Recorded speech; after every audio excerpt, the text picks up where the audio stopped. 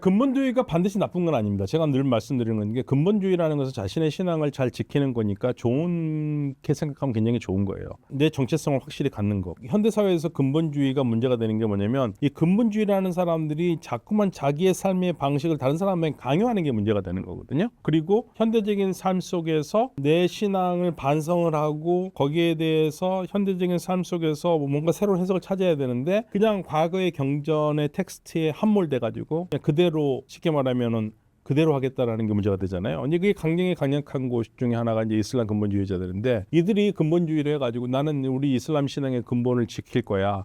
이 정신을 따라서 할 거야. 그래서 그 정신에 따라서 해석을 하고 그 현대 세계에서 맞게 하면 괜찮을 텐데 그 사람들은 그 시대로 돌아가겠다라는 거. 돌아가겠다라는 거고 거기도 괜찮아요. 돌아가겠다면. 그럼 뭐 혼자 그렇게 살면 되니까 아니 뭐 저 미국에서 새로운 종교 뭐 에이미라든지 이런 뭐 과거 시대 그대로 살잖아요. 그 누가 뭐라고 그러겠습니까? 문제가 되지 않는다면은 이 사람들이 그걸 자꾸만 잔소리 강요를 하니까. 네, 근본주의자들. 그게 문제인 거죠. 그리고 폭력을 사용하니까. 현대사회의 특징이 뭡니까? 우리가 사는 한국 사람이 이상적으로 현대사회는 개인의 가치를 존중해 주는 게 중요한 사회잖아요. 근데 이 사람들한테 개인의 가치가 없는 거죠. 그게 문제가 되는 거예요. 테러의 역사는 굉장히 길죠. 사실 뭐 테러로 따져보면은 테러를 어디까지 보느냐가 문제가 되겠지만 뭐 이슬람 세계에서는 암살자 교단도 있었어요. 자기하고 생각이 다른 사람들을 사실 암살하는 그러한 종교의 이름으로 암살하는 사람도 있었고 암살자 교단도 있었고 그런데 이제 근대에 들어와 가지고 테러 문제가 시작되기 시작한 것은 이제 본격적으로 시작한 것은 보통 이제 이슬람 역사를 공부하는 사람들에게 있었을 때 근본주의의 발흥은 1979년 이란 혁명 이후부터라고 봅니다. 이란 혁명이 왜 중요하냐면 이란 혁명은